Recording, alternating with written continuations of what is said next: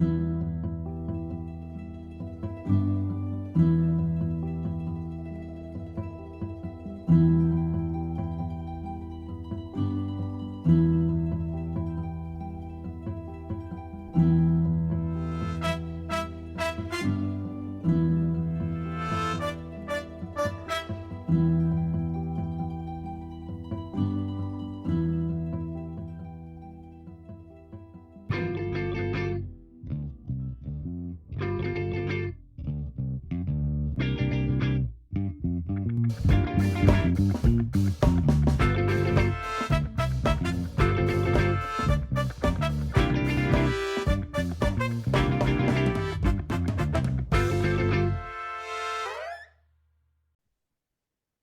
and welcome to another episode of Thank You for Spore-ing, episode 5.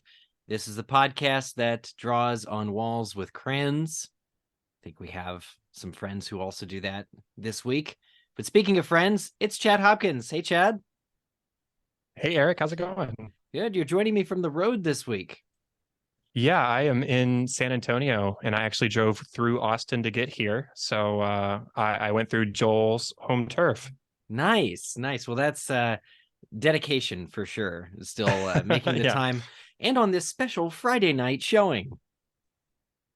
Yeah, it's a different night for us to record because obviously it's usually a Sunday night episode and a Sunday night late recording. But HBO gave us a little bit of an early treat, I guess, with the Super Bowl coming on Sunday. And so I'm going to be curious to see if the broadcast numbers or the number of people who tune in on Friday is pretty significant compared to how many tune in on Sunday or maybe even tomorrow on Saturday. I'm just curious to see if we'll get any of that sort of like detailed view count. I wonder, and every time I've been wondering about the view count, the news does not seem to disappoint. It seems that the view count for the show in general is indeed increasing.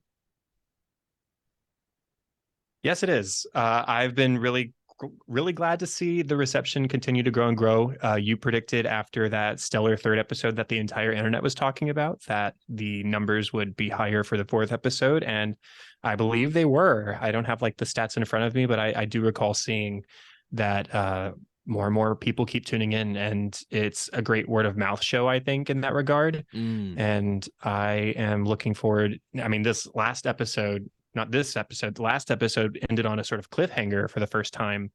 And so I'm curious to see if that will bring in additional people as friends tell their friends. Ooh, it ended on this cliffhanger this week. I might want to tune in next week to see how they finish it. I don't know. Yeah, well, and then this week's presence of all of the infected, which you got your wish. Happy about. I got my wish.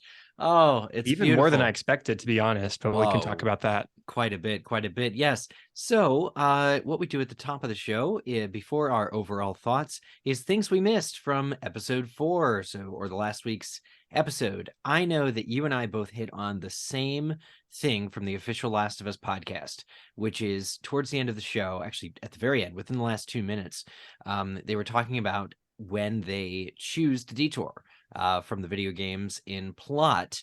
And Craig Mazin was very vocal about his goal for viewers of the show that had played the games. And his goal was for them to be startled. And he said, we're going to be startled multiple times yet before the end of the season by the changes that they are making, not because they're chaos agents and want us to suffer, but because they have a story that I think is just firing on so many cylinders and that completely elevates the source material. Yeah, startled is such a specific, it's just such a specific word to use. Like, from a certain perspective, that would be alarming. Right. But I'm kind of excited. I've made my views clear on what I want from an adaptation before, and I continue to be blown away each week by what they do change and what they do keep the same, because that's just as delightful. In fact, in some ways, I look forward to the changes more than seeing the stuff I expect. But on the same key, I like seeing those little highlights of little moments or bigger moments from the game that they've sort of cloned and brought into this HBO TV universe. And we got a few of those in this episode too. So Yeah. I'm just happy either way, as long as it continues to be on this high level of quality. Yeah, I think I was at a teeter point with this episode. I think it could partly because it's the middle of the season and I'm not sure. Prior to this episode, I saw as much infected as I wanted. Now that's good. Don't and various other little qualms here and there. I wasn't sure if it would be able to. It seemed almost intentional to kind of shy away from the infected. And in fact, I think behind the episode this week, I think Craig Mazin even said, like, we really wanted to focus the infected to this point, to this place, to make the most impact on the story. And yet again, I am humbled by the wise decisions of the creators in doing that. So all of my fears and worries were for naught, and I'm sorry I ever got mildly concerned about it. Yeah, I mean, I guess we could go ahead and spend a minute or so on that right now. The level to which they brought the infected to this episode, because I mean, when they show up in full force. It is droves and droves and droves of infected, more than we ever saw at one single time in the game. And it's terrifying because this isn't a situation where you can blow something up and win, like we saw in episode 2 with Tess. And although obviously that could also not be seen as a victory, but Joel and Ellie are able to escape. Here, Joel and Ellie are able to escape again with Henry and Sam, but with consequences.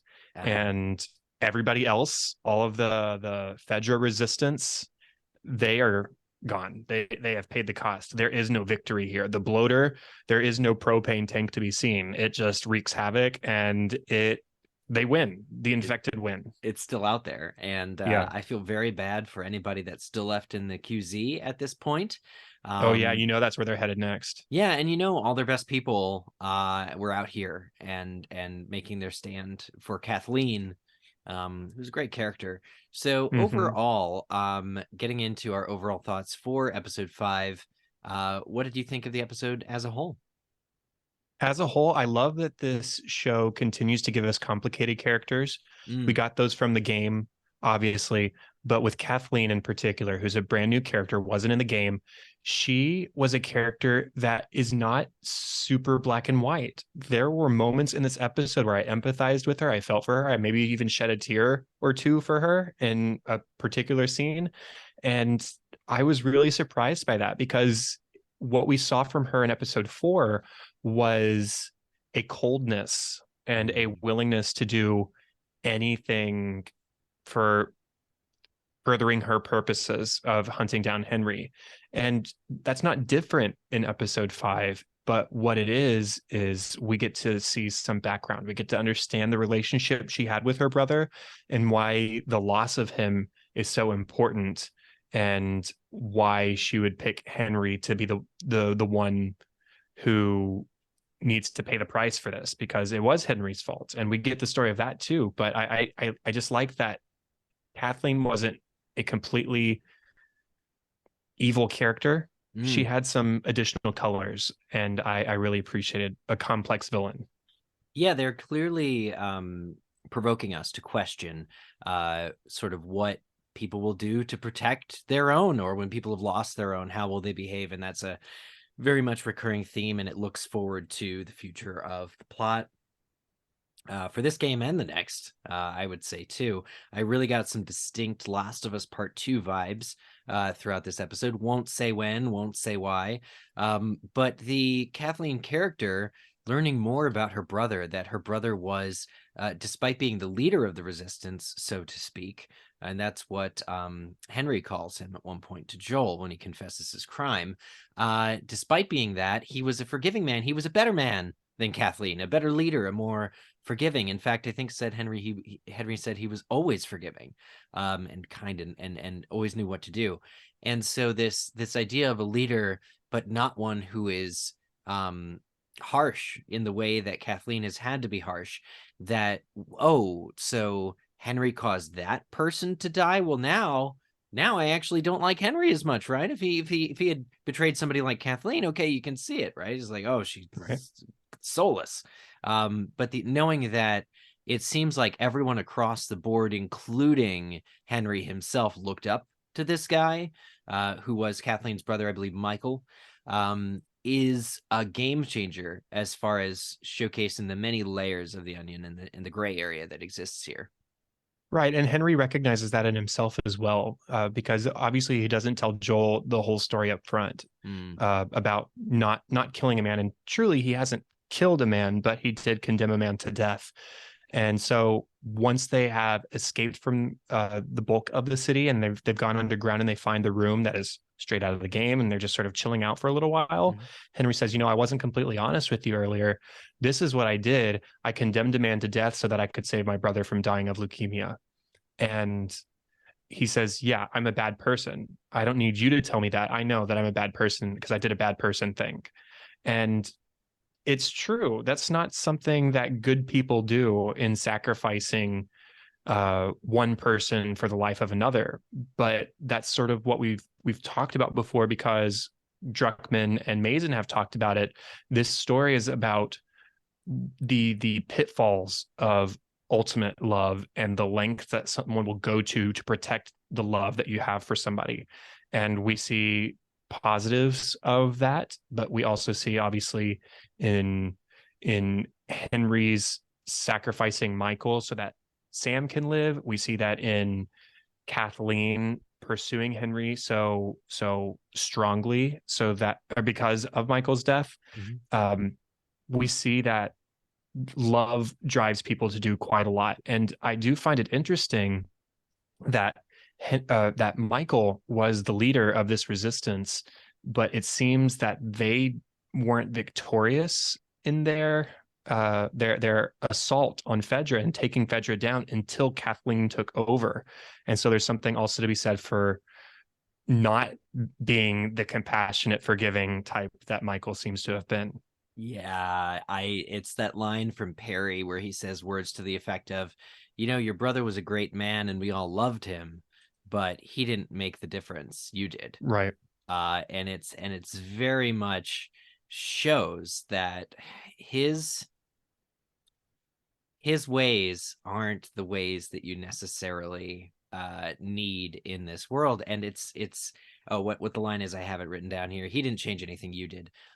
We're with you. And Perry tells that to Kathleen when they're in her childhood bedroom. A great story. You can tell why this role was written for Melanie Lynskey by Craig Mazin. He said that on last week's official podcast. So thrilled that they got her. And we all have those moments of tenderness in childhood. And wouldn't it be great to all go back to that box that nothing bad can ever get into? But it also speaks to ignorance, and it speaks to the age of innocence that is long since passed for all of these characters. They're all trying to get back in that box, I guess, in a way. But this coldness that Kathleen tells Perry was always inside her, or she refers to it as he was always that way and I was not, meaning her brother Michael, also shows in the next moment when Perry validates it that she has necessary qualities. It's just that she is not ever going to like them. And something Melanie Lynskey said on the behind the episode of this episode, right after it aired at the end of the same, if you just keep playing it, as I'm sure our viewers know, she said that she doesn't think that Kathleen was ever somebody who could have found peace, even following the events of this episode, had she survived. And I find that to be so important, because she's not at peace. It's not just because her brother is dead and she wants to avenge him and can't, but it's because of who she is somebody that I think she herself despises. I think she really wanted to be more like her brother. And the idea that the fact that she wasn't like her brother led them to actually achieve their goal is probably a source for self-hatred, or something. There's probably that element of, yeah, we did get victorious, but still, Michael was so pure. Why couldn't I be more like him? Right. And we also get a sort of picture of what it was like before the resistance took over. Henry tells us that the Kansas City Fedra unit was particularly cruel. They used to rape and kill and took every opportunity to abuse the citizens, which is why there was a resistance movement and why they took over eventually. And then why Kathleen and her resistance people have been so ruthless in their treatment of these former Fedra people. We see some being hung. We see them being dragged along in behind cars. The sort of collaborators, as Henry refers to himself, that we see at the beginning of this episode in the jail cell, as she tries to extrapolate information about where Henry is, where this person is, where this person is. She tells them that they're going to be put on trial, but then she tells Perry, kill them and then burn them. That's easier and it's faster. There isn't going to be a trial for these people. So to have that level of hatred for people shows that there had to have been some sort of extreme cruelty on their part. And Henry also says, you know, if these Fedra people are going to kill and rape and murder all these people, what are those people going to do the first chance they get? They're going to do the same thing in return. So it's monsters creating monsters. And we're not even talking about infected monsters. We're just talking about the monsters of The Last of Us. Yeah, there's so much of well, if it isn't the consequences of my own actions across these episodes. And part of it too is the infected, because they drove the infected underground here. This is where it finally comes to a head. I'm so thrilled because what a satisfying payoff from the foundation shaking of the last episode to now see to get to see the monsters, the infected, emerge from the ground was amazing. But yeah, all the ways in which humanity is creating its own monsters couldn't be more on the nose. And even Joel and Boston heard about how bad Kansas City was for its people, probably by Fedra. So the abuses were well known, among smugglers, among certain people. And that actually just shows kind of an extra level of how far the government has fallen, because you actually can't get away with war crimes, even in the army, even in the armed forces. There's certain things you can't do to citizenry, and people have rights. And there's usually a police force among the military that can stop that sort of a thing. But nobody's stopping it in Kansas City because it's one of a few disparate quarantine zones left, and there just isn't an enforceable service that would come and stop this. So for 20 years, Kansas City got bad, like that bad, over that long a period of time. Then in fact, this was clearly inevitable, as Henry says. So yeah, just when Joel heard about it, that really allowed him to get sort of key context into what happened. And it's crazy timing wise that the quarantine zone was overthrown just 10 days before Joel and Ellie kind of arrived. So it shows that maybe all the planning with the survivor, or the guy who's saying help me in the last episode, was real slapdash compared to kind of, they only had a few days to set that plan in motion. Right, that's true. I wanted to talk a little bit more about Henry and Sam and their relationship as we see it throughout the episode, if that's okay. Yeah. First off, I want to say I called it. We got the flashback lead up to how Henry and Sam got to where they were standing over Joel and Ellie with guns in hand. And, just watching their relationship, I freaking love when, both in movies and TV, and obviously in real life, when deaf parents or family members learn ASL for their deaf children, because so many don't. I took that note earlier and I looked up the stat, and it's something like fewer than 10% of parents of deaf children learn ASL for their kids. Oh my God. Fewer than 10%. And more than 90% of deaf children are born to hearing parents. And so, like, I love seeing this kind of thing where, first off, we see Henry has learned it and is able to communicate with Sam. And it's said at one point inside the episode at the very end that they made Sam deaf in this, whereas he's not in the video game, because it gives another layer of dependentness, or another layer of Sam having to depend on Henry, and why his sacrifice of Michael is even more necessary, because Sam, not only is Sam a child, not only is Sam his brother, but Sam is deaf, and the number of people who are able to speak sign language at this point in history, in this place in the former United States, is so minuscule. Sam would be completely lost without an older brother having learned ASL and taking care of him. And so you understand why Henry does the things he does, even though they come at great cost to him and to the people around him. And communication is so important for our humanity. It's one of the key components that makes us human. So had something happen to Henry and Sam been alone, even if you've been with Ellie, it's not the same as that communication.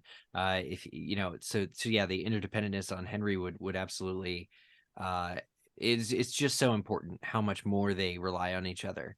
As a result of that, man, I thought I was going to have my heart broken by the episode 5 airing tonight, but actually I'm heartbroken by that stat that you gave, because who are these children's companions into this world, if not those that brought them into this world? And who are these people's connection with humanity and person? Like, we take for granted that our parents kind of showed us the way or showed us what the world was like, for better or for worse, I'll admit. But you know, for those that don't learn ASL, well, they're not even giving it a chance. I hate to take this moment to pass judgment, but holy crap, 90%, that's not the way, in my opinion. But getting, you know, kind of on from that and back on to Henry and Sam from the game versus this, I was hesitant at first to believe that there would be kind of this nuanced or really good use, I think, of Sam in his condition. I think it had been spoiled to me before I read that he also had leukemia.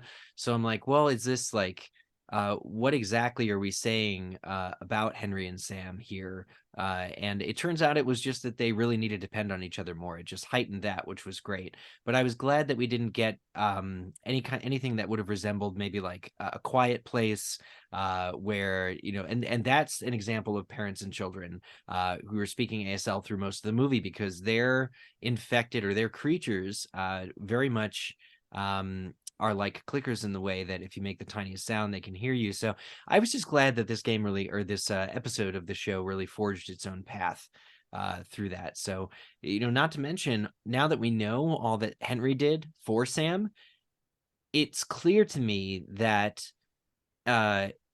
once Sam is gone, Henry really doesn't have anything to live for. It still happens, I think, at the breakneck speed that it does in the game. There's, you know, Joel having to talk Henry, putting the gun down.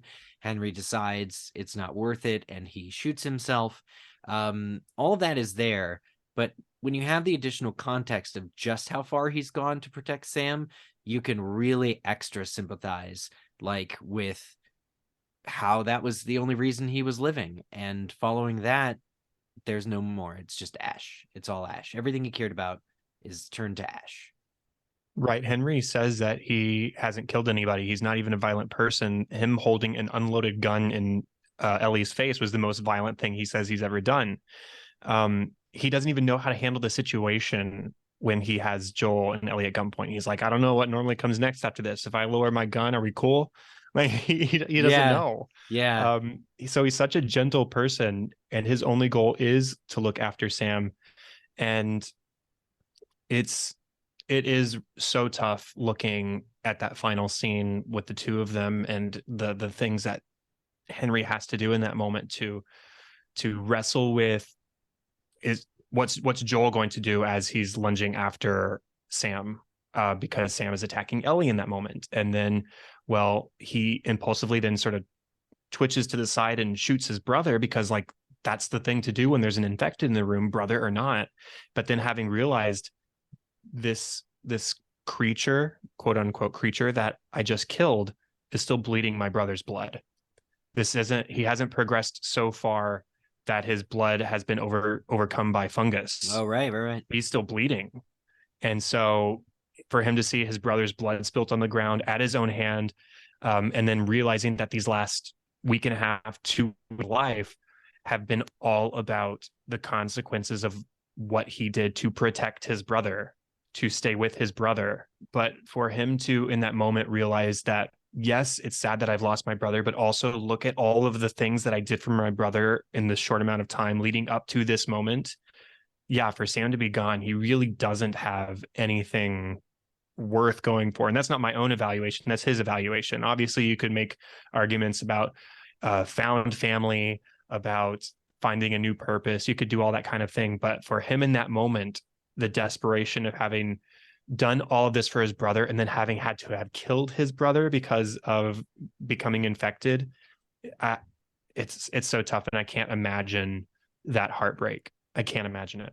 And the guilt that he feels already for everything he's done to protect his brother. He was Right. carrying that guilt with him, and now that his brother's gone, it comes back full force. It says, well, it's Kathleen's final words. Children die. That's what happens. You think the world revolves around him? You think that there weren't going to be like, wow, powerful stuff. And again, that's kind of a prophetic line overall. But this whole Henry and Sam, and if Henry hadn't acted to save Sam from a painful death by leukemia, Michael would still be alive. And this man that Henry himself looked up to and said was like the greatest one of them all. So the pain that he caused Kathleen, that was evident in the ferocity of her chasing him, would never have happened. And now what was it for? What was it for? It was for nothing. Everybody dies in the end, and usually a horrible death by clicker or something in this world. This world is exhausting. And so getting to that end, getting to that, we thought it was a happy ending. Oops. Turns out it's not. The way that this was put in the behind the scenes was the harder you love, the harder the consequences. Like, this is awful and awfully exhausting. And so for Henry to do what he did, it's like, man, who can look at that and really blame him for that? Right. And I mean, Kathleen has to face those similar consequences. She's gone through all of this effort to send an entire army after one person for what he did to lead to her brother's death. And the consequences of that, not only is her army knocked out, not only is her right-hand man, Perry, killed, she is then killed, and then the rest of Kansas City is going to be next. And they just, quote, liberated themselves. They are, quote, free. And at what cost at this point? Because of her not being able to accept a victory for a victory and having to take it to a further level just because of a vindictive is not the right word, but because of her so fiercely loving her brother that she felt the need to seek revenge for his death.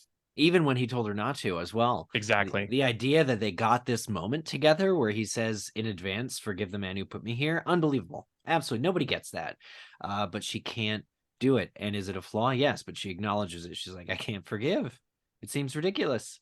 And I love those moments where, again, Kathleen goes in. Let's take it sort of chronologically through the episode. Anything that stands out we haven't already touched on. She talks with these so-called collaborators and says, oh, we could put you to trial, but you're all guilty. We know how that's going to go. She's just talking to them like they're children. But the thing is, the contempt that she has for them is extremely adult, and they are guilty, and they do know they did it. And the only thing I would have liked to see more out of that scene is the one guy who does give up the doctor, who we know it's good intel that he was, in fact, collaborating with Henry or Sam. I would have liked to have seen him taken somewhere else. Maybe still killed, but like not with the group of people, because it does make them seem at the beginning of the episode like huge hypocrites when they just kill everybody, presumably including that guy, unless I missed them taking him out and saying, thank you for your, but the contempt that she has for everybody who collaborates is echoed or showcased in her contempt for Sam or Henry. So it really just blows over into this rage and this the people that go in after Perry, you would expect Perry to like be able to carry out order, but there's 7 or 8 other guys that decide to go and mass shoot these people that are in confined space, and that's because they just won their revolution. They have there's a word for this, like blood rage or something like that. They're seeing red. They're so desensitized to the killing because of all the emotions that have built up that allowed them to liberate themselves. It's not, when looking at all those men follow Perry into the cell, I don't feel like they've lost their humanity irreparably, or I just see people that are affected, that are blowing off steam that should never have been there to begin with. It's what Joel said about Ellie, that she should have never had to do that to somebody, but the reality is you do. And the awful things that these people are doing to each other, there's just no winners. Right. The only other further moment I wanted to highlight was a specific quote that stood out to me. And that was when Perry was kind of trying to talk Kathleen out of this vendetta against Henry and hunting him down and using all these resources, or at least to hunt him down in that moment. He's trying to argue for, we've got a perimeter set up. He's not going to go anywhere. Let's just chill for a few days. We just took over the city. Why not just like let ourselves breathe for a second and not use up all of our resources fighting or searching for this one man. And she says, he's not my seventh priority, Perry. Is he that for you? And Perry, I mean, is left to say, no, of course not. He's not my seventh priority, Kathleen. But I thought that was a really great quote for showing Kathleen's sort of manipulative tendencies. It's I think that's a good word for that moment, at least. I don't know if we see her manipulating a lot, although I guess you could say in the previous episode, the way she turned the deaths at Joel's hand into fuel for pursuing Henry with even more fervor, that was manipulation. But here, in this episode, we don't see too much more of that manipulating kind of tendency that she has. Yeah, where she knows she's telling a lie but persists anyway for her cause. Right. Yeah, it was a purity test. She really threw at him of, what level of priority is this guy for you? And he had enough of a commitment to her to still agree to do it, which is nice. The moment I'll say that really stood out from the very beginning of the episode was after the QZ is freed. The truck that's going around with the loudspeakers saying, "Oh, if you're caught hiding, you'll be killed. But if you come out, you'll be given a fair trial." That very truck is dragging a body that has at least a dozen knives in it, and so it's and it's well lit by the flames and everything else that's going on. And I'm just like, man, that is not very comforting. It doesn't give me a lot of confidence that if I had been hiding, that I should go out and be like, okay, here I am, here, ready for my lawyer. No, that's not going to work out, I don't think. Yeah. And what's amazing is we know that the show is about Joel and Ellie and their trek across America. And so far in this podcast episode, we have done so little talking about Joel and Ellie because the other characters are so compelling. No, it's true. Well, and Joel and Ellie are super compelling in this episode. And this has more of them than, say, episode 3. It has a ton of them more than episode 3 did.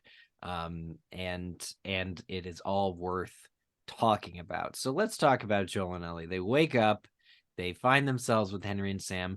From the get-go, there's more talking. Obviously, the scene's a little bit different than how it plays out in the game, but I'm glad it doesn't come to blows necessarily. I honestly think that from the get-go, it's Henry saying, okay, what happens next? I actually don't know. I just not a violent person. What happens next? That immediately lowers their guard slightly, and within minutes they're sharing food. Another benefit of Joel being more unlocked, I'll say, towards kindness, caring, thinking about other people, is when he shares his jerky or whatever it is with Sam across the fire. It's not just to win over Henry and Sam that they can trust him, but I think it's genuinely because he has evolved so far into a protector of young ones, period. At this point, he's been unlocked that far in the show. I agree. And we get to see how Ellie becomes sort of a big sister to Sam. Yeah. She buddies up to him pretty quickly. She even picks up on some ASL herself. They bond over comic books, which fantastic. We get something from the game, including the quote, endure and survive. And quick small story about that quote specifically is, I have a gift from you, Eric. That is a framed picture of Joel and Ellie and some sheet music that is signed by the voice of Joel from the games, Troy Baker, and he wrote endure and survive on it. So endure and survive. Nice moment. Yeah, the idea that and replaying the game, it is a line from the Savage Starlight comic, which you collect throughout the game. You just pick them up in the environment. So I laughed when Ellie was telling Sam what copies she had, what issues she had of it.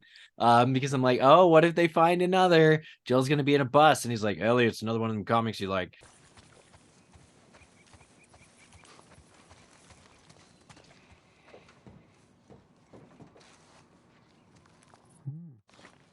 bet Ellie'd like this. It'd be totally great. But yeah, apparently the characters in that, so it's in-universe reference to an in-universe comic that brings the quote that then is adapted into a TV show where it's the same thing. Perfect. Endure and survive. And it's the title of this episode. True. So good times. Glad they brought that in. It did have to happen at a certain point, and it's actually called out later when Henry and Joel are talking about enduring and surviving. I love how they're able to have a little bit of fun with it. It's kind of redundant. Joel is like, it's not written very well. It's like a dumb line.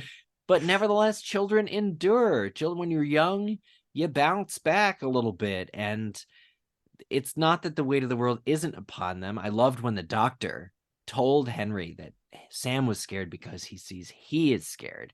That was a wonderful moment of insight for that character and a good insight into child psychology. The fact that later in the episode, they're talking about children's resilience and emotional kind of the ability to not suffer the way adults do was a really nice extra layer of this episode. Right. And we see that Joel is quicker to forgive in general in this episode, having gone through his journey so far. When Henry first tells him, I was a collaborator with Fedra, Joel's like, oh, you are a rat? Then I'm not working with you. Yeah. He says, I'm not interested in that. And Henry says, well, today you're going to work with me because I'm going to show you the way and then you're going to clear it. Nice. And it's their only way out. And later, Joel, without being prompted, circles back to that moment and says, I'm sorry that I said the things I said. I don't know your situation. I don't know what moments led you to this point in your life. And if you were just doing what you did to protect Sam, I get it. And I thought that was a really beautiful thing for Joel to notice, was that people have reasons for doing things and that it doesn't always excuse them, but it helps you to understand them better.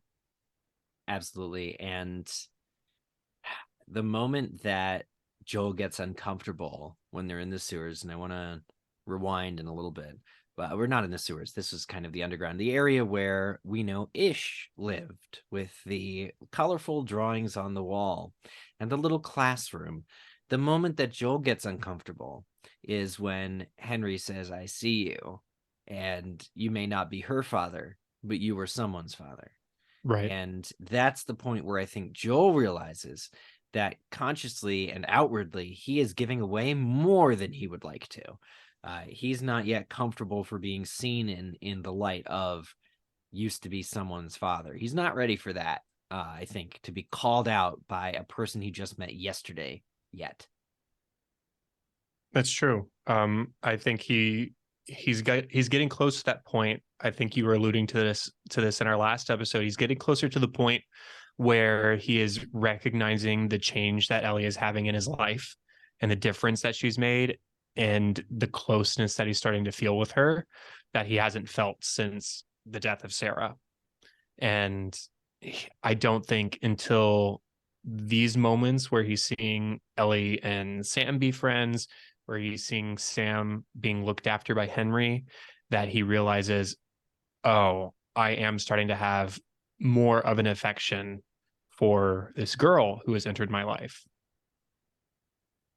Yep, and who doesn't love a good pun? Part of Ellie's getting to know Sam better is sharing her pun book in the background of across the conference table. They're laughing, and yeah, shame we don't get to hear it this time. I know. Well, it's probably just the diarrhea one again. I mean, honestly, that one's a true. classic. You always go to that one, but yeah, it just is. There's something so beautiful about those moments that are adapted from the game, and it's not necessarily Ellie sharing her pun book, but it's the laughter, and it's the adults, it's the two men hearing the laughter, and Henry saying something like, I don't remember the last time that I've even heard that. And again, there's this tension where they're too pure for this world. Children laughing doesn't have any place in the world that we are left, but nevertheless, it's a welcome sound to both of them. Did you have anything else you wanted to talk about before we sort of talked about the climax of this episode? Yeah, in general, the adaptation, and this leads into the climax, going from the game, which these scenes, I'm so glad I just played these scenes. But going from what was Pittsburgh, across the bridge and having to essentially find their way through sewer tunnels, into what ends up being a residential area where there is a sniper, and Joel flanks around the side and takes over the sniper's loft. All of that was condensed and arranged in a beautiful, somehow even more like smooth, like just concise way. Like I am not being right now very concise. The adaptation was perfect, and they still were able to have action. We're talking about before the infected show up, Joel gets to use the sniper, and he wants to let the guy live. Here's the thing, he gets up there, and in the game, you're like, man, this guy sucks because you just got out of the sewers. There were hundreds of infected there, chasing you out. There's still a threat of them, and you come up with this there's some human that's going to end you now with this thing from a long range away. What a coward. Anyway, in the show, Joel's like, this guy's a terrible shot, I can take him. And then he's shit for shot, and he flanks him, gets in there. But when he's in the loft, he tells the guy, slide your gun over to me and wait here for an hour. That's all you need to do. And the fact that the guy isn't going to do that, and Joel says, please, Joel literally says, please do what I Please asked. don't make me do this. Don't make me do this. And he does anyway, and he has to shoot him. It then becomes clear via the radio that the sniper was working with Kathleen. The way that is tied back into, because they've now left the Kansas City, the idea that you've now just drawn a whole circle, and that sniper was really a guy on the outskirts. For anybody that had the same idea that Sam did, that guy would be perched there to do that to anybody. And the fact that that's what gets Kathleen and all them to come back out and be where all the infected end up being, probably due to all the noise, is such a brilliant choice. It's so amazing. And what a wonderful way to kind of make it realistic that you have this fight with people, that Joel is a great shot at alleviating. That's one of his skills. And the fact that you have this fight with the infected, that Joel is also a great shot and able to protect his people. It's the brilliant reason to have both sets of action in a show that immediately, the very next second, goes back to being as quiet as possible with just 4 human leads. Like, that's it, period. After this huge action sequence, you're just like, that's right. Yeah, we get to see how great a shot Joel is as well, because obviously Kathleen and her people show up. Joel's able to shoot out the driver of the plow in the front, and he veers off into the building, which does eventually bring the infected. But then as the infected start swarming, Joel keeps the scope on where Ellie is and is just like being guardian angel and sniping off all the infected around her. And I mean, that's a tough thing to do and not hit the person you're trying to protect. So we see how adept Joel is. And yes, he has the weapon to keep for now. So maybe he'll get to use it again in the future, or maybe Ellie will get to use it again in the future. Maybe. But there was another moment that I really appreciated during the sequence, because obviously when Joel sneaks off, he's by himself. He leaves Ellie with Henry and Sam. And as Kathleen and her crew pull up, Sam and the kids are just hiding behind a car. And Kathleen's like, are you going to make this easy us? Oh, are you going to make this easy on us? Or are you just going to continue to hide? And Henry eventually does make the decision, I'm going to stand up and I'm going to do what I can to allow Ellie and Sam to escape. And think about what that means. He's made all these sacrifices and done all of these terrible things to allow himself to stay with his younger brother. But now he's met this other pair in Joel and Ellie and has put his trust in them, put his faith in them. And he's done that to the point that he's going to make the sacrifice play and potentially die, potentially get killed, but he is okay with that in this moment because it means Sam gets to continue living with this group, this pair that they have introduced themselves to. So even before we get to the infected, even before we get to the very ending when the drama with Sam happens and his infection, all that kind of stuff, Michael or Henry is making the sacrifice play to allow Sam that time to continue living, even if it's without him. Right. Henry is okay with a world without he himself in it. He probably judges himself still for what he did to Michael, and he understands closer than anyone else exactly what he did to Kathleen as well, for a man they both loved or respected. But the fact that he's willing to live in a world without himself in it, as long as Sam could survive, shows us again, as a mirror image, how unwilling he is to live in the world without Sam being alive. And so that's a nice moment, which, yeah, he would have died if it weren't for that very timely rise of the clickers. And should we talk about the infected here? I mean, it's intense. It's a great sequence. It's more infected than I think we could have ever hoped for in one single moment, just like you were asking for in our last episode. And I mean, we got the bloater, and I mean, we already said it. Perry gets killed by the bloater, and the way the bloater kills him is the same death animation if you get caught by the bloater in the game, where he rips the head apart at the jaw. I mean, terrible. The bloater's attack style, I just wrote in my notes while watching the bloater, he knows wrestling. He was lifting people up, pile driving them, just throwing them around. Unbelievable. The one thing I'll say is this seems to be an altogether different evolutionary path than Clicker. He still has the head that's sort of split open, but he's definitely sighted. They've gone from clickers who are blind, who click a lot to tell, but I'm pretty sure the bloater was looking at people from a distance, going right over to them and body slamming, picking up, breaking in half, all this same stuff. And I'm like, so if that thing was a clicker, and we get the sense, by the way, of timeline, because Henry says that the infected were driven underground by Fedra 15 years ago in Kansas City. So my impression is they're saying that's what happens over 15 years. A bloater can be. That's anyway what I pulled out of there. This idea that the bloater like gained its sight back after being a clicker, or just was never quite the same. I don't know what to make of it, because again, originally that was either a super huge dude, or we're meant to believe that there was just extraneous circumstances that led to its absurd strength. Again, clickers are very emaciated, lightweight, sort of characters. So I'd like to know kind of more about how the bloater, it's getting too in the weeds, but again, very strong, uses that brute strength. It is straight from the game. So you're right. Great pointing that out. I wouldn't know personally about being killed by a bloater, because I always had enough ammunition and always could stay far enough back. And hell, I probably had all three of my smoke bomb, or all three of my nail bombs, and all three of my Molotovs. Oh my gosh. It doesn't laugh. I know. How's that feel on normal mode? Mr. Hard mode, Mr. Grounded. But so knowing that it's straight from the game, great.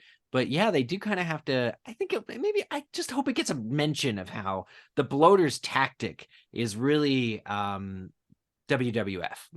versus the clicker that will gnaw on your throat. Right. I'll have to watch the episode again. I don't know if I picked up on the bloater being able to see, because they were blind just like clickers were in the game. But I don't know. It's possible also, say it was a clicker at one point that just grew real tall and wide. There are enough clickers there, probably doing their clicking thing, that it could create a sound field that is very much like displaced by everybody running. The number of sounds and screams would easily replace a click. Everybody's human voices running around and all the footprints and all the everything else would probably paint a clear picture anyway of literally everybody for dozens of feet. Right. So Well, I also just had the thought that we know that in this version of the story, spores aren't a thing, but the fungus being a single sort of living, communicating with itself organism, mm, even if bloaters couldn't see, all of the infected there are consistently communicating to each other the location of other things. mhm. So I think both of those things, obviously, there's a lot of clickers there that are helping to create all that sound. There's lots of sound happening, but even if that wasn't the case, and somehow this completely violent scene was completely quiet, all of the infected are there communicating with each other through their fungus, and so the bloater would have been able to be just as effective. Yeah, that's a good point. But yeah, I saw it singling people out, and I was just like, oh, that's really interesting. But it's terrifying. This is a creature that survives the end of the episode. It's just walking off towards Kansas City. You're like, how many more of them are out there? Oh my God. It's crazy. Yeah. But speaking of clickers, let's talk about this child clicker, which was an amazing sort of heartbreaking development. It's kind of what, I mean, Ellie could be one day if she weren't immune. It's a child who was clearly turned as a kid and is now grown, has been infected for some time to where they're at this point. Everything about the movement, the way that it kind of almost led with its feet and somersaulted around in the car and everything was so creepy in the most perfect way. Yeah. And according to Kathleen, sometimes that's just the the destiny of a child is to die or to get infected and become a clicker, and Yeah, that's how yeah. she dies. Well, Is so yeah, how important is it then? What meaning do you gain or derive from the fact that a child killed her, child clicker? I don't know if I have a specific thought like focused out and I could say it eloquently or anything, but I do think it's a comment on what she said to Henry earlier, just a few minutes earlier, that sometimes people are just destined to die. And if you interfere with that, then you're interfering with destiny or whatever. And so she was saying that, Sam came down with leukemia. Maybe he should have just died because it Raw was his deal. time to die. Huh? Yeah, raw deal there. Yeah. Yeah, raw deal. It sucks, but that's just the way it is. We don't need to sacrifice somebody else to replace him.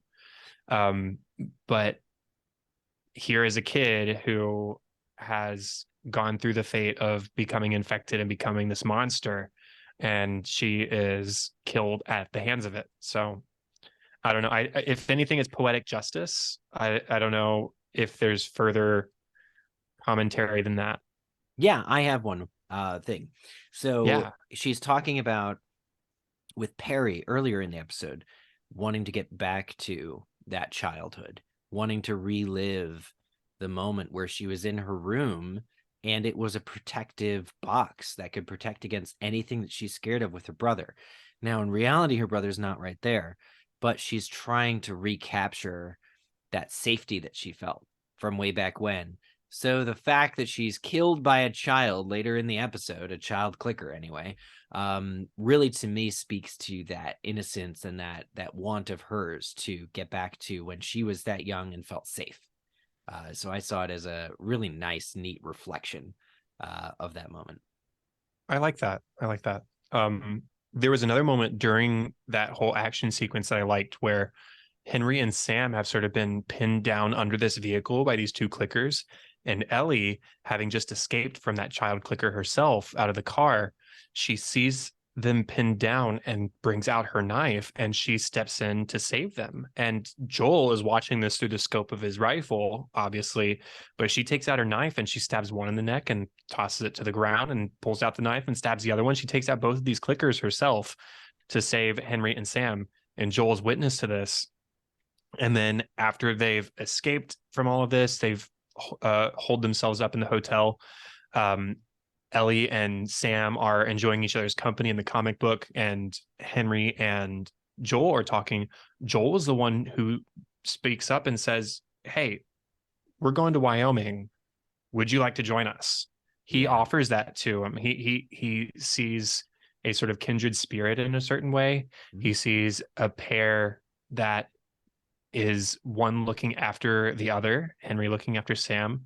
But I think he also realizes that Henry needs somebody to look after him too, because he is young, he is not used to this violent lifestyle that Joel has accustomed himself to. Mm. And so if Sam is going to stand a chance, then Henry needs to stand a chance, and Joel can provide that protection to all of them. There's this idea too that human beings want company, that people want groups, and it is only after they've sort of proven themselves, but I think that's fair game, that Joel thinks, okay, we could do this. You know, he's never said out loud that it wouldn't be easy with 4 as it would be with 2. I think the issue was the trust and the, you know, getting to know them as far as their capabilities that would have held him back from immediately embracing more people. So at the end, when he offers, it's a real movement. It's a real special moment for Joel and coming around, and sadly it was not to be, but it's very reminiscent of the game. They pretty much get to that same point. And speaking of moments pulled from the game, Sam asking Ellie if she's ever scared. This is straight from the game as well. It's more touching that it happens non-verbally, that they have to take the time to read what each other are writing on his little writing pad. And Ellie in the game, I mean, it's better in the show. Ellie in the game lies and it's just like, of course I'm scared. Getting to write and joke with him of scorpions and then seeing how that falls way flat. She tells him her secret. I was not expecting this. Yeah, I like the nonverbal aspect of it too, because there's something about the written word versus the spoken word where you have time to be more deliberate in your word choice. And for Sam to say what he says about, are you scared? I think he's choosing his words carefully. Ellie sits there and thinks and chooses her words carefully. I think it's just a more intentional conversation, and it allows them to be more sort of introspective in that moment about what they're confessing to each other. And I think there's a sort of tragedy in the reveal in that as well, when Sam eventually writes down, if you become a monster, are you still you on the inside? And for her to read that and to have the sort of dawning of what he means by that before he even lifts up the leg of his pants, it's a heartbreaking moment, because I can imagine being the one to read that and to think, what is he? Oh. And the way she desperately tries to, in that moment, prove that she is special, that this trek that she and Joel are on is going to have a positive outcome in the end.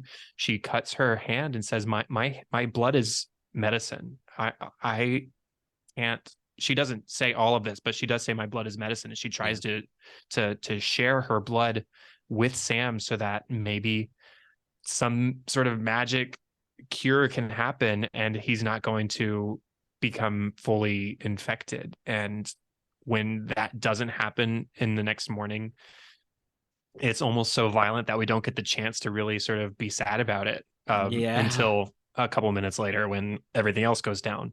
Well, and that'll have lasting consequences. We see in the preview for the next episode, Ellie mentions this to Joel, that happened. Joel's reply is, I don't know if this is a spoiler, but he's just like, I don't think it works that way. It might be more complicated than that. I think clearly we are able to guess at this episode that if she is the cure, it's not as simple as smearing a little blood on a wound. But the idea that she tried is so good. It elevates Ellie as a character too, because it shows more consciously that she wants to be that cure, that she wants to be what everyone is saying about her. And damn it, if it wasn't worth a try there and then with somebody that she cared about. I just love it. I love it so much. I love how generous it is for Ellie to do what she did, and for it to fail, well, that sucks. There's really just no two ifs about it. That's awful. But the fact that she tried is really shows that she is a good person inside. I think that might transition. Well, actually, I have one more thing. Yes. Before we transition into talking about like spoiler stuff for next time. The way they bury Henry and Sam, I don't think Joel before all of this happening would have ever considered burying somebody he killed. More likely burn them. if even that, not just leave them abandoned. Mhm. But they bury them, they give them true burials and take the time to sort of commemorate them. And Ellie, this is so heartbreaking. She takes Sam's writing pad that he communicates with and writes "I'm sorry" on it and leaves it on top of his pile of dirt. And she asks Joel which way is west as she starts walking. Yep. And she is really damaged by the situation more than we've seen her at any point up to now. Absolutely. The slow camera reveal of what she wrote, I was hoping it was "I'm sorry." I was hoping, and then it was, and I was like, yeah, that's right. She's sorry it didn't work. She's sorry that there was nothing she could do to fix it. Joel doesn't know this. Joel doesn't know at this point she tried. So the "I'm sorry" is kind of this existential, "oh, I'm sorry that happened," kind of a thing. Sorry you died. No, it's more personal. It's just a beautiful thing, and Ellie and Joel move on. And so too shall we into our spoiler section. Are you excited? Absolutely. I already have something I want to start with. All right, do it.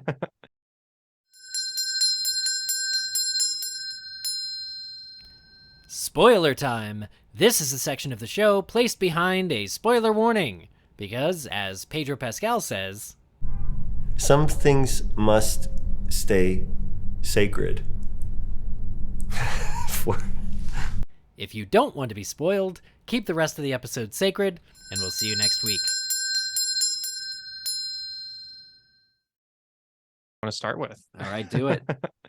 So with Ellie being so sort of upset that her efforts to heal Sam didn't work, what I imagine is going to happen in this next episode, knowing that they have some sort of conversation about this, is Joel is going to have to step up and say that he has some sort of faith in this outcome in order to encourage Ellie to continue to go on. Because I mean, we see in the previews for this next episode that they're going to make it to Wyoming. They're going to make it to the settlement where Tommy is, and they could just stay if Ellie so desired, or if Joel so desired, because they didn't think that this was going to work, they could stay here.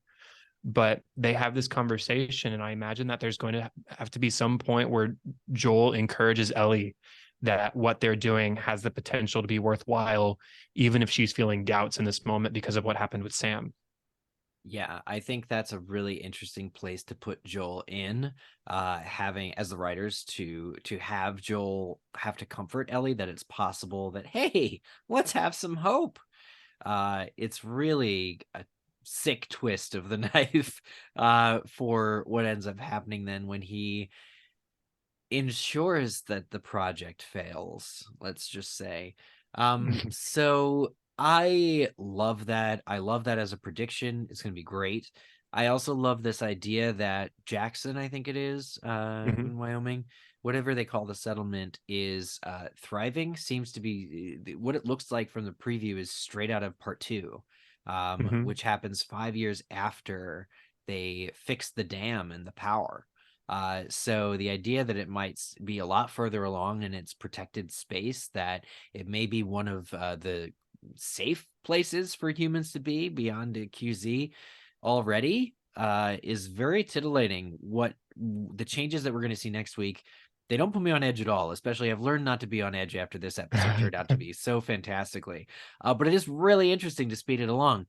So that's going to be interesting. For me, I was so focused on all the things that they did adapt into this episode that pleased me so greatly, that it wasn't until we were discussing earlier this episode that I noticed one thing that they didn't adapt into this episode, and that was the betrayal of Joel by Henry and Sam. That Henry, at one point, they're about to cross the bridge, they're about to get up on the bridge, and there's Frederick knocking down the gate, and Henry's like, "Sorry, gotta go.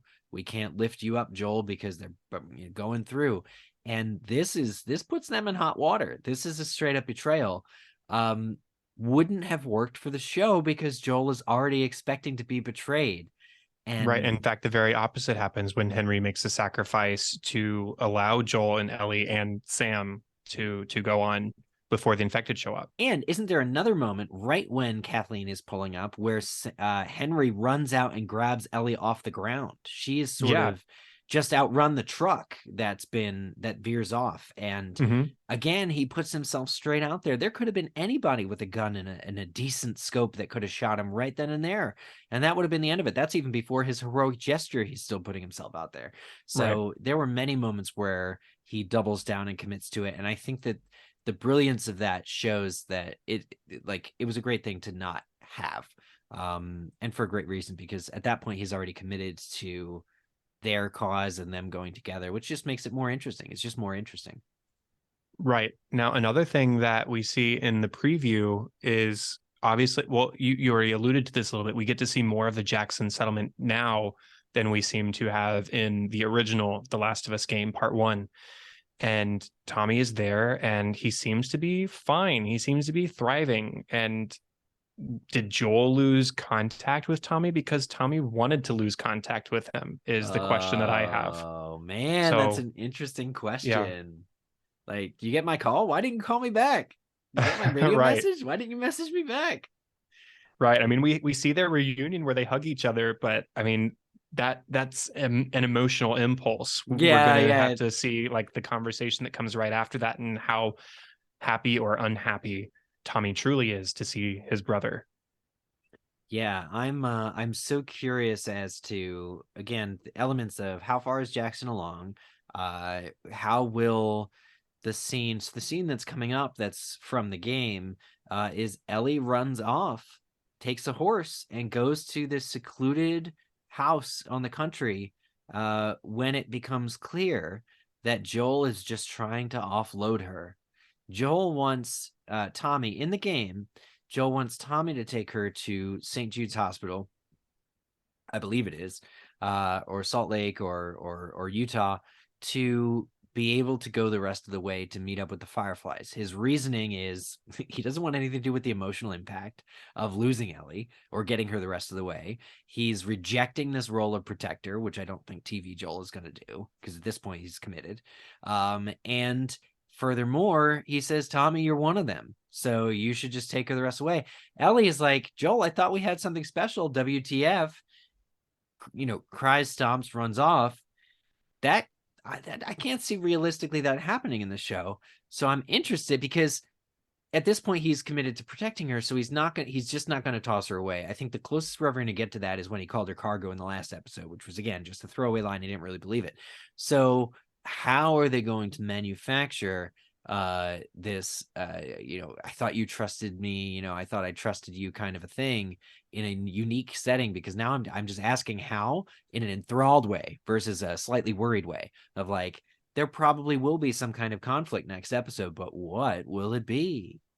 Well, what if Ellie does run off in a similar way to the game, but it's not because Joel tried to offload her, it's because of the doubt that she has that she is special in any way. Ooh. And so that's when Joel chases her down and says, okay, we will go together. I don't know all of the details. I mean, I'm good at predicting things. I'm not good at predicting everything. But this is great.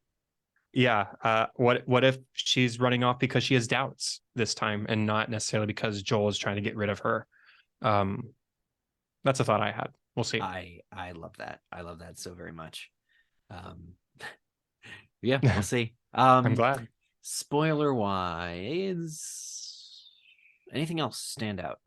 I don't think so. I think I've covered pretty much everything for this episode and what I'm looking forward to next. Although I will say next week is episode 6, right?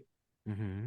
And then we will have 3 episodes after that. And in episode 6, we're making it to Wyoming. So this is a pretty big jump from Kansas City to Wyoming. And so I think that means that in the last few episodes, there'll be less movement and a lot of sort of stretching things out and spending more time in those final areas.